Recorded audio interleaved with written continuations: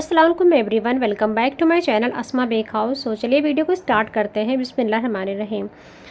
आज के इस वीडियो में मैंने हाफ़ केजी चॉकलेट केक की रेसिपी को शेयर किया है विद प्रॉपर मेजरमेंट, क्योंकि बहुत सारे बिगनर्स होते हैं जिनको डाउट्स रहता है कि कौन सा टिन यूज़ करना है, कितना प्रीमिक्स लेना है, कितना क्रीम लगेगा, कितना चॉकलेट गनाश जाएगा। तो ईच एंड एवरीथिंग मैंने इस वीडियो में डिटेल्स के साथ में बताया हुआ है। तो आप लोग वीडियो को ध्यान से देखना, लास्ट तक देखना बिना स्किप किए हुए, ताकि आपका हर एक डाउट क्लियर हो सके।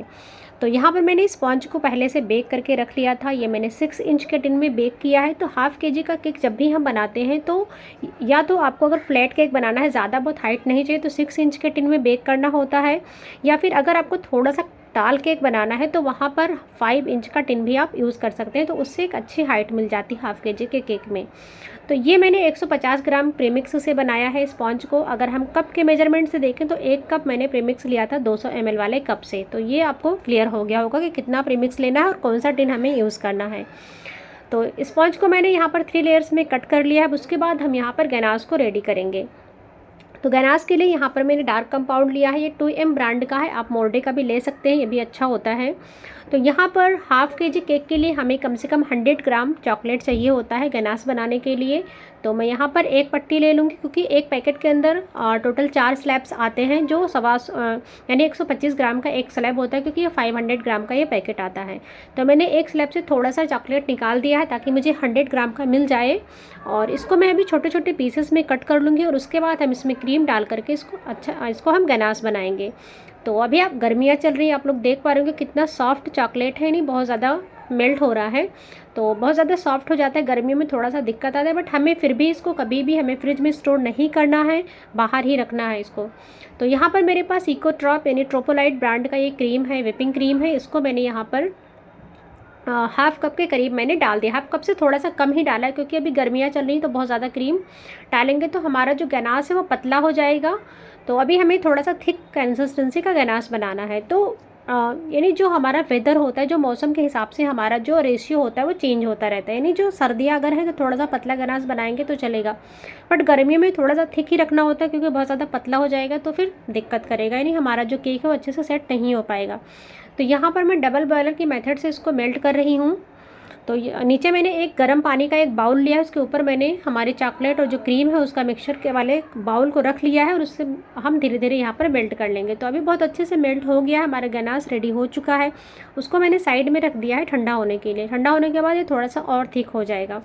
तो अभी हम क्रीम को व्हिप करेंगे। अब क्रीम कितना लगेगा, हाफ़ केजी केक अगर हम बना रहे हैं तो उसमें कितना क्रीम जाता है। तो यहाँ पर 240 ml वाला मेरे पास कप है, इससे मैं 1 कप भर के लूँगी और थोड़ा सा और ले लेंगे। वैसे तो 1 कप लगता है, जो हमारा नॉर्मल मेजरमेंट होता है उसके अकॉर्डिंग हम 1 कप क्रीम जाता है। पर डिपेंड करता है डिज़ाइन के ऊपर कि हम कौन सा डिज़ाइन, अगर ऊपर भी हमने कुछ फ्लावर्स बनाए हैं, कुछ बॉर्डर्स वगैरह बनाए, तो थोड़ा सा एक्स्ट्रा क्रीम जा सकती है। या फिर किसी को क्रीम ज़्यादा अगर पसंद है तो थोड़ा सा, बट उस कंडीशन में भी बहुत ज़्यादा हमें क्रीम नहीं यूज़ करना, वरना फिर हमारा जो केक होगा ओवरवेट हो जाएगा। बट 1 कप या उससे थोड़ा सा कम या ज़्यादा लगता है। 1 कप अगर आप लेंगे तो आपका केक परफेक्टली बन जाएगा। तो यहाँ पर मैंने 1 कप भर के लिया है। अब इसको हम अच्छे से व्हिप कर लेंगे। तो यहाँ पर बीटर मशीन की हेल्प से मैं इसको अच्छे से व्हिप कर लूँगी। अब क्रीम को व्हिप कैसे करना है, इस पर मैंने एक सेपरेट वीडियो बनाया हुआ है, मेरे चैनल पर अपलोडेड है, उसको आप जाकर के देख सकते हैं। तो आपको सारी चीज़ें क्लियर हो जाएंगी। बट यहाँ पर भी मैं थोड़ा सा आपको बता देती हूँ, आपको स्लो स्पीड से स्टार्ट करना है। और अभी गर्मियाँ चली तो थोड़ा सा आपने देखा होगा कि मेरी क्रीम जो थी उसमें थोड़ा सा आइस क्रिस्टल्स भी था, यानी आपको बिल्कुल लिक्विडी कंडीशन में नहीं लेना। उसमें क्या होगा कि अगर आप जब व्हिप करना स्टार्ट करोगे तो बीच में आपकी क्रीम थोड़ा सा गर्म भी हो सकता है, और फिर आपकी क्रीम जल्दी व्हिप नहीं होगी। तो थोड़ा सा आइस क्रिस्टल्स रहेगा तो ज़्यादा अच्छा रहेगा, क्योंकि मैं ऐसे ही व्हिप करती हूँ और मुझे बहुत अच्छे रिजल्ट आते हैं। तो स्लो स्पीड से आपको स्टार्ट करना है। और हमारे जो बीटर है उसमें 5 स्पीड है, तो पहले हमें स्लो पर करना है, उसके बाद हमें मीडियम पर लेकर जाना है। जब हमारी क्रीम थोड़ी सी थिक हो जाएगी तो हमें मीडियम पर लेकर जाना है, और लास्ट में हमें 1 से 2 मिनट के लिए हमें हाई स्पीड पर इसको व्हिप करना है। तो इस तरह से करके आपको 2 से 3 मिनट के अंदर यानी आपकी क्रीम रेडी हो जाएगी। तो यहाँ पर धीरे धीरे करके मैंने ये क्रीम को व्हिप कर रही थी, और जैसे जैसे हम क्रीम को व्हिप कर रहे हैं वो गाढ़ी होती जा रही है। और यहाँ पर आप लोग देख पा रहे होंगे मैं बाउल को बराबर इसको घुमाती रही हूँ, यानी घुमा रही हूँ ताकि हर तरफ से, चारों तरफ से हमारी क्रीम बहुत अच्छे से व्हिप हो जाए। और यहाँ पर मेरी क्रीम बहुत अच्छे से व्हिप हो चुकी है, स्ट्रिप पीक आ गई है। तो अभी हमें इसको और ज़्यादा व्हिप नहीं करना है। लास्ट में मैंने इसको एक बार और चला और फिर ऊपर निकाल लिया, हमारे जो मशीन थी उसको हटा दिया, और उसको फिर 10 मिनट के लिए मैंने फ्रिज में रख दिया था, क्योंकि गर्मियों में डायरेक्ट आपको आइसिंग स्टार्ट नहीं करना। जब भी आप क्रीम बनाकर रेडी कर ले 10 से 15 मिनट के लिए आपको फ्रिज में रखना है, उसके बाद ही आपको आइसिंग स्टार्ट करना है। तो उससे हमारी क्रीम बहुत अच्छे से सेट हो जाती है। अब यहाँ पर मैं क्रीम को ले आई हूँ, इसके अंदर मैंने यहाँ पर गनाश को डाला है, इसको हम अच्छे से मिक्स कर लेंगे। तो इससे हमारा जो चॉकलेट क्रीम है वो रेडी हो जाएगा। तो मैंने सारे क्रीम में इसको नहीं मिलाया है, क्योंकि ऊपर का जो डिज़ाइन है मुझे कलर में रखना, मतलब वाइट ही रखना था, मुझे क्रीम नहीं रखना था, इसलिए मैंने अंदर के लिए ही सिर्फ थोड़ी सी क्रीम में ही उसको मिक्स किया है। तो और इसको मैंने अभी पाइपिंग बैग में फिल कर लिया है क्रीम को। और जब हम गनाश को क्रीम में मिक्स करते हैं तो उससे हमारी जो क्रीम है बहुत जल्दी सेट हो जाती है, और उसका टेस्ट भी बहुत अच्छा आता है। और यहाँ पर मेरे पास चॉकलेट सिरप मैंने पहले से बना करके रखा था, मैंने इसमें कुछ एक्स्ट्रा नहीं डाला है। जो मैंने चॉकलेट गनाश बनाया था उसमें मैंने थोड़ा सा पानी डाला था, उसको अच्छे से मिक्स कर लिया था। तो हमारा जो चॉकलेट सिरप है वो रेडी हो गया था, उसी से मैंने यहाँ पर सोक कर लिया है। और उसके बाद हम यहाँ पर पाइपिंग बैग की हेल्प से यहाँ पर क्रीम को अप्लाई करेंगे। और क्रीम बहुत ज़्यादा नहीं लगाना है, क्योंकि बहुत ज़्यादा क्रीम अगर हम यूज़ करेंगे तो फिर एक तो केक ओवरवेट हो जाता है, दूसरा बहुत ज़्यादा यानी सेट होने में थोड़ा सा दिक्कत है। गर्मियों में क्रीम का यूज़ कम किया करें। अब यहाँ पर आपने देखा होगा कि मैंने गनाश बहुत ज़्यादा नहीं डाला है। क्यों नहीं डाला है? क्योंकि अगर हम ज़्यादा गनाश डालेंगे तो फिर स्लिप हो सकता है। अगर हम ऊपर दूसरा लेयर रखेंगे तो इसकी जगह पर मैं यहाँ पर चोको चिप्स का यूज़ ज़्यादा कर रही हूँ। इससे टेस्ट भी अच्छा आता है हमारे केक का, और फिर ऐसा कोई चांस नहीं होता, क्योंकि मैंने पहले भी क्रीम में मैंने गनाश को मिलाया हुआ, तो इसलिए लेयरिंग में मैं बहुत कम गनाश का यूज़ कर रही हूँ, और उसके साथ साथ मैं चोको चिप्स भी यूज़ कर रही हूँ। तो अभी मैंने सेकंड लेयर भी रख दिया है, इसको भी हम अच्छे से यहाँ पर क्रीम लगा लेंगे, और फिर उसके बाद हम सेम स्टेप को फॉलो करते हुए सारे लेयर्स को यहाँ पर बिल्ड कर लेंगे। तो छोटे छोटे पॉइंट्स को अगर आप ध्यान में रखेंगे तो आपका केक भी परफेक्ट बनेगा, परफेक्ट मेज़रमेंट का बनेगा, और आप परफेक्टली केक को बना पाओगे। यदि आपको बहुत ज़्यादा यहाँ पर प्रीमिक्स को नहीं लेना है, क्योंकि क्या होता है स्टार्टिंग में मैं जब भी केक बनाती थी तो मेरा जो केक था अक्सर ओवरवेट हो जाता था। बट अभी बनाते बनाते इतना एक्सपीरियंस हो गया कि मुझे समझ में आ गया है कि हमें कहाँ पर क्या यूज़ करना है, कितना लेना है। तो अभी बहुत ज़्यादा ओवरवेट नहीं हो रहा है। तो इस हिसाब से आपको डिज़ाइन को भी देखना है कि कौन सा डिज़ाइन आप बनाने वाले हो केक के ऊपर। क्या उसके अंदर आप फॉन्डेंट का यूज़ कर रहे हो या फिर कोई आप चॉकलेट का यूज़ कर रहे हो, तो उसके हिसाब से आपको थोड़ा सा कम या ज़्यादा एडजस्ट वहाँ पर करना पड़ सकता है अपने प्रीमिक्स को या फिर क्रीम को। दूसरा, गर्मियों में अगर हम बना रहे हैं तो बहुत ज़्यादा एक साथ आपको क्रीम को व्हिप करके नहीं रखना है। उससे क्या होगा कि आपकी क्रीम फट जाती है। फिर जब लास्ट में हम फाइनल आइसिंग करते हैं तो वहाँ पर हमारी जो फाइनल आइसिंग होती है वो अच्छी नहीं हो पाती। दूसरा, अगर हम बाहर ज़्यादा देर तक रखते हैं क्रीम को तो वो मेल्ट भी होने लगता है। तो इन सारी चीज़ों का आपको ध्यान रखना है। नेक्स्ट पॉइंट ये है कि जो जिस वाटर से या फिर आप अगर कोई सिरप बनाए हैं सोकिंग करने के लिए तो वो एकदम चिल्ड होना चाहिए, आपको फ्रिज में रखना ताकि वो ठंडा रहे। तो उससे क्या होगा, जब हम अपने सोकिंग करेंगे लेयर्स की तो वो फटाफट यानी सेट हो जाएगा, ज़्यादा टाइम नहीं लगेगा। दूसरा, आपको क्रम कोट करने के बाद कुछ देर के लिए अपने केक को फ्रिज में रखना है, कम से कम 15 से 20 मिनट के लिए। अगर टाइम है तो आधे घंटे के लिए भी रख सकते हैं। तो केक जब बहुत अच्छे से सेट हो जाएगा उसके बाद अगर आप फाइनल आइसिंग करेंगे तो कोई भी दिक्कत नहीं होगी, बहुत ईजीली आप कर पाएंगे। अगर आप स्पेशली अगर आप बिगिनर हैं तो आपके लिए ये इंपॉर्टेंट है करना। तो अभी मेरा केक बहुत अच्छे से सेट हो गया था, मैं इसको लेकर आ गई हूँ फाइनल आइसिंग करने के लिए। तो फाइनल आइसिंग करने के लिए मैंने यहाँ पर वाइट क्रीम का यूज़ किया है। इसमें मैंने कोई भी कलर या कुछ नहीं डाला है, मैं इसको वाइट ही रखूँगी। तो वाइट क्रीम को मैंने यहाँ पर पाइपिंग बैग में फिल कर लिया, उसको हम अच्छे से चारों तरफ से अप्लाई कर लेंगे, उसके ऊपर लगा लेंगे, और फिर हम पैलेट नाइफ़ और स्क्रैपर की हेल्प से उसको अच्छे से हम फिनिशिंग देंगे।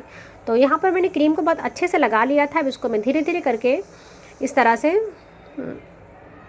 पहले हम अच्छे से उसको स्मच कर लेंगे सारी क्रीम को साइड से और फिर ऊपर से, और फिर जो भी एक्स्ट्रा क्रीम होगा हम उसको हटा देंगे। तो इस तरह से करते हुए मैंने धीरे धीरे, और अगर आप बिगिनर हैं तो आपको यहाँ पर थोड़ा सा ज़्यादा टाइम लगाना है, क्योंकि जितना ज़्यादा आप टाइम लेंगे उतना ही ज़्यादा अच्छी फिनिशिंग आपके केक की आएगी। कि केक कितना भी अच्छा बना लो, अगर उसकी फिनिशिंग अच्छी नहीं आती तो फिर वो देखने में उसका लुक बिल्कुल भी अच्छा नहीं लगता है। तो पहले तो मैंने स्क्रैपर से उसको अच्छे से क्लीन कर लिया था साइड से, और फिर उसके बाद हमें यहाँ पर एक पैटर्न देना है। तो इसी स्क्रैपर की हेल्प से जिगजैग वाला पैटर्न मैं यहाँ पर दे रही हूँ इस तरह से। तो इससे हमारे केक का लुक और ज़्यादा अच्छा लगने लगता है। तो इस तरह से करके मैंने साइड में दे दिया। ऊपर जो क्रीम हमारी जो एक्स्ट्रा निकल आई थी करते हुए, तो इसको भी हमें यहाँ पर क्लीन कर देना है पैलेट नाइफ़ की हेल्प से।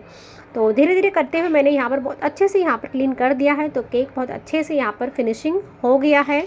और एक बार फिर से मुझे लग रहा था कि थोड़ा सा हल्का भी रह गया है, तो दोबारा से मैं कर रही हूँ। तो जब तक हमें सेटिस्फैक्शन नहीं मिल जाता कि हमारा केक बहुत अच्छे से आइसिंग हो गई है, बहुत अच्छा से क्लीन हो गया, तब तक हमें करते रहना चाहिए। तो अभी बहुत अच्छे से हमारा केक फिनिशिंग हो गया है। अब इस पर मैं डिज़ाइन करूँगी, यानी डेकोरेट करूँगी हमारे केक को। तो यहाँ पर मैंने उसी गनाश को एक पाइपिंग बैग में फिल कर लिया, और उसकी हेल्प से यहाँ पर मैं साइड में इस तरह से मैं पैटर्न बना रही हूँ। यानी मैं यहाँ पर पूरे केक को यहाँ पर गनाश से कवर नहीं करूँगी। एक साइड से मैंने इस तरह से करके इसको डाल दिया है। और इस तरह से मतलब मुझे थोड़ा सा ऐसा लुक चाहिए था कि कहीं पर थोड़ा सा कम, कहीं पर ज़्यादा, इस तरह की मुझे यहाँ पर साइड में इसका ये चाहिए था। तो इस तरह से मैंने करके यहाँ पर कर दिया है। अब मेरे पास कुछ बिस्किट्स थी, यहाँ पर ओरियो बिस्किट है मेरे पास, कुछ मैंने यहाँ पर स्प्रिंग गार्निशिंग बनाई हुई थी चॉकलेट की। तो उसके हेल्प से हम यहाँ पर केक को डेकोरेट करेंगे। तो पहले मैंने यहाँ पर बिस्किट लगा दी है, उसके बाद हम यहाँ पर चॉकलेट को लगाएंगे। और इस तरह से करते हुए मैंने यहाँ पर केक को डेकोरेट कर लिया था। और साइड में जो हमारा वाइट पोर्शन बचा है उसके ऊपर हम बर्थडे बॉय का नेम लिखेंगे। और यहाँ पर मेरे पास गोल्डन फ्लैक्स थे, तो उसको भी मैंने यहाँ पर थोड़ा थोड़ा करके इस तरह से मैंने यहाँ पर स्टिक कर दिया है। और क्रीम है तो बहुत आसानी से यहाँ पर ये चिपक जाएगा, कोई भी दिक्कत नहीं आएगी। तो अभी मैं यहाँ पर यहाँ एक ये पकड़ने वाला चिमटी है, उसकी हेल्प से मैं इस पर लगा रही हूँ। धीरे धीरे करके हम इस तरह से साइड से कर देंगे। और फिर कुछ स्प्रिंकल्स थे वहाँ पर मैंने डाल दिया था, छोटे छोटे स्प्रिंकल्स थे, कुछ बड़े स्प्रिंकल्स थे तो गोल्डन वाले, तो उससे मैंने यहाँ पर डेकोरेट कर दिया था। तो केक बनने के बाद बहुत ही ज़्यादा प्रेटी लग रहा था, बहुत ही ज़्यादा अच्छा लग रहा था उसका लुक। और ये केक बिल्कुल भी ओवरवेट नहीं हुआ था, क्योंकि इसके पहले जो मैंने बनाया था बहुत ज़्यादा ओवरवेट हो गया था। तो इस बार मैंने बहुत ही प्रॉपर मेजरमेंट के साथ मैंने सब कुछ फॉलो किया है। और अगर आप भी इस मेज़रमेंट के साथ में अपने केक को बनाएंगे तो बिल्कुल भी ओवरवेट नहीं जाएगा। ये 530 या फिर 35 ग्राम बन करके रेडी हुआ था। तो उतना 30 या 40 ग्राम अगर एक्स्ट्रा है तो उतना चलता है, क्योंकि उतना हमारा बोर्ड का रहता है वज़न। और फिर 30, 40 या 50 ग्राम तक हमें थोड़ा एक्स्ट्रा भी देना चाहिए, तो उतना मेरा केक हमेशा ज़्यादा रहता है। तो यहाँ पर लास्ट में मुझे बेबी का नेम लिखना था, यानी जो बर्थडे बॉय था उसका नेम लिखना था, तो वो मैंने लिख दिया। आई होप कि आपको ये वीडियो अच्छी लगी होगी। अगर अच्छी लगी हो तो लाइक, शेयर एंड सब्सक्राइब। सो मिलते हैं मेरे नेक्स्ट वीडियो में, तब तक के लिए टेक केयर।